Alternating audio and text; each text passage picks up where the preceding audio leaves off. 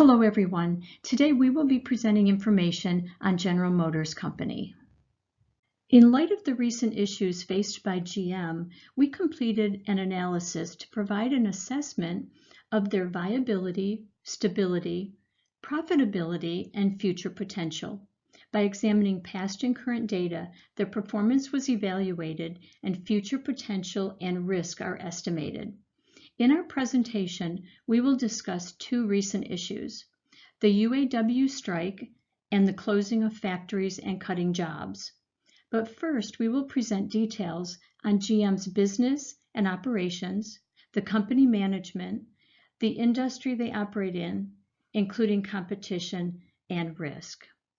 General Motors operates in the automotive industry. They focus on innovation and have been pushing the limits of transportation and technology for over 100 years. Their history includes many successful endeavors while facing competition and risk. The following financial analysis will provide details and an assessment.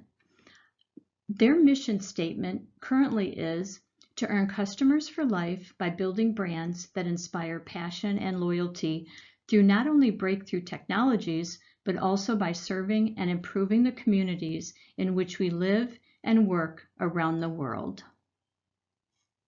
General Motors designs, builds, and sells trucks, crossovers, cars, and automobile parts, as well as automotive financing services through GM Financial.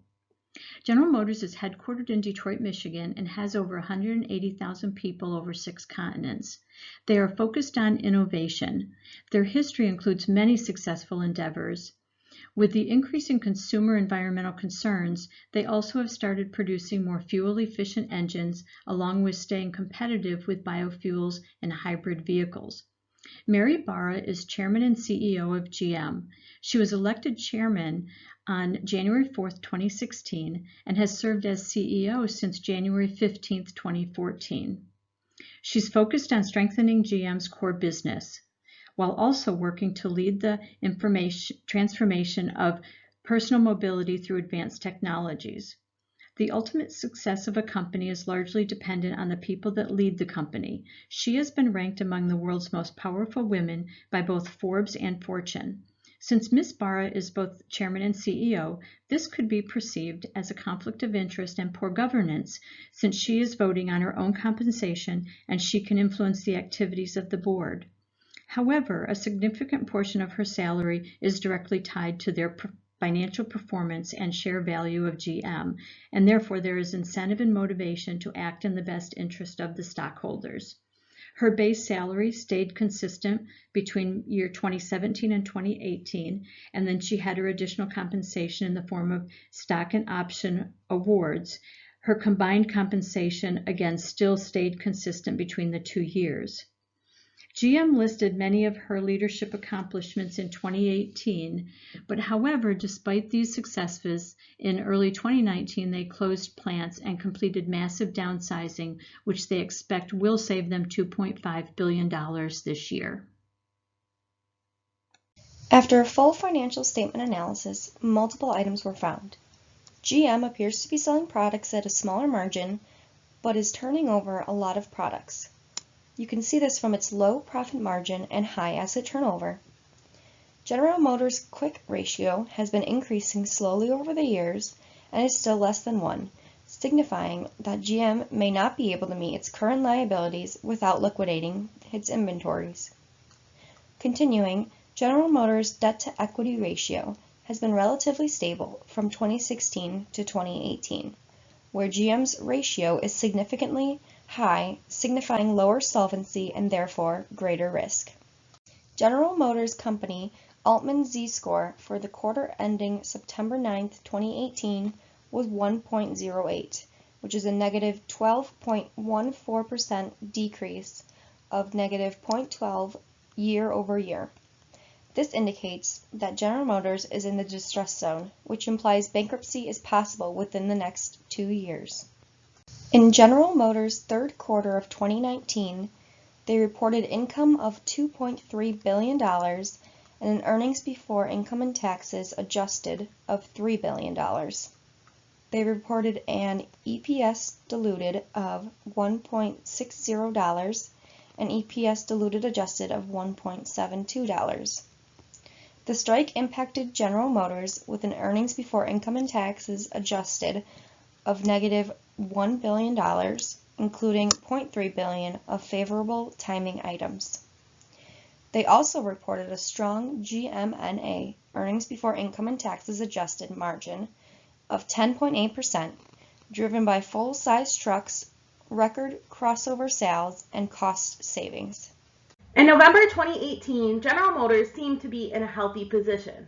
That's why the news to close 5 GM factories came as such a surprise. But restructuring while the company is healthy helps to avoid problems such as in 2009 when General Motors sought bankruptcy protection. In late November 2018, General Motors released a plan to close production facilities and reduce their workforce. Being that the company was not in significant distress, this news was unexpected. GM chairperson and CEO Mary Barra explained the changes are to stay in front of a fast-changing market. General Motors' chief financial officer remarked that models being phased out tend to be the lower margin vehicles. The restructuring plan released revealed that GM would shift away from some of their smaller vehicles with mediocre sales while keeping some of their higher profit SUVs and trucks. The plan also noted that the restructuring would prioritize the company's electric and autonomous vehicle programs. Due to these changes, the projected free cash flow from autos is expected to increase by $6 billion. Nearly immediately after the restructuring announcement, shares of General Motors Company ended at their highest price in 3 months. Since November 2018, multiple plants have closed, and tensions between United Auto Workers Union and General Motors Company has increased. In October 2019, nearly 1 year after the restructuring announcement and a UAW strike, an agreement was reached between the United Auto Workers Union and General Motors. The United Auto Workers Union compromised to permanently close 3 plants already shut down, while GM committed to new investment in other United States factories. A recent issue that GM has faced is the UAW strike, which began on September 16th and ended on October 25th. 50,000 hourly workers participated in the strike, and it was the longest auto industry work stoppage in more than 20 years. Workers from 34 factories across 7 states participated in this walkout. The walkout halted production in all 34 factories and affected operations in Canada and Mexico. It took 1 month for negotiators with the union and the automakers to come to an agreement, and after a week of voting, the contract passed, ending the 40-day long strike. GM said the strike's impact on earnings was likely to be about $3 billion for the year. GM will not be able to reclaim the losses from the strike. The impact on the company from the strike will make it difficult to spend resources on research and development. During the strike, GM shares were down.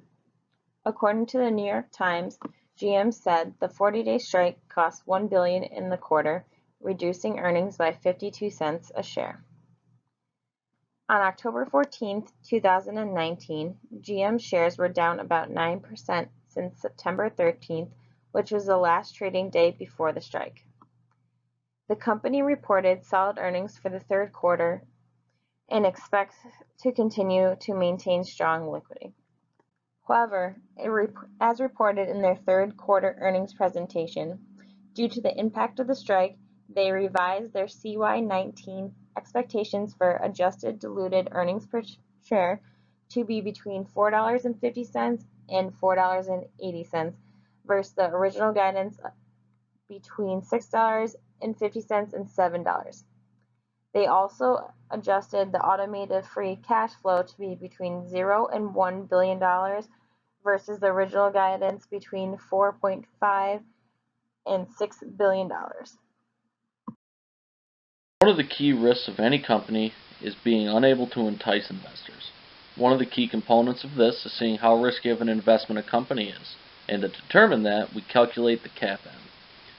Using GM's beta of 1.25, the risk-free rate of 1.53, and the expected market return of 7%, we can calculate GM's CAPM to be 8.37%. The rule of thumb is the higher the CAPM, the riskier the investment. And as you can see, GM's is creeping towards the higher side. If we were to just look at the beta alone, we could see that GM is actually a riskier investment than the market average. Anything below 1 is less risky, and anything above 1 is more risky. The biggest risk that I foresee in GM's future is the change in consumer demand from large gas vehicles to electric vehicles. The depiction on the next slide was taken from Forbes' website showing the increased sales of electric vehicles. What you can see is that GM was the first to the game with the Chevy Volt, but sales have not increased, and the amount of electric vehicles that GM is coming out with has almost remained stagnant. Tesla has completely taken over the electric vehicle market. As mentioned in the previous slide, here's the depiction of electric vehicle sales from December of 2010 to August of 2019 as reported by Forbes. As you can see, the demand for electric vehicles has grown immensely. In 2011, GM was one of only 2 companies producing electric cars, and now the market is booming. From April of 2018 to August of 2019, you can see in red how Tesla has taken over the market, whereas GM has actually had less sales than it did in the past. This shows me that they are currently not keeping up with the wants of the consumers and the changing market demands. The results of data analyzed indicate that GM is successfully moving forward with their growth strategy and continuing to build their foundation for long-term success while maintaining profitability, strong liquidity, EBITDA coverage, and free cash flow. They have been able to successfully navigate through some very difficult situations and come out on top. If GM is able to keep up with technology and the ever-changing demands of consumers, they'll be a safe investment and should continue to grow and be profitable.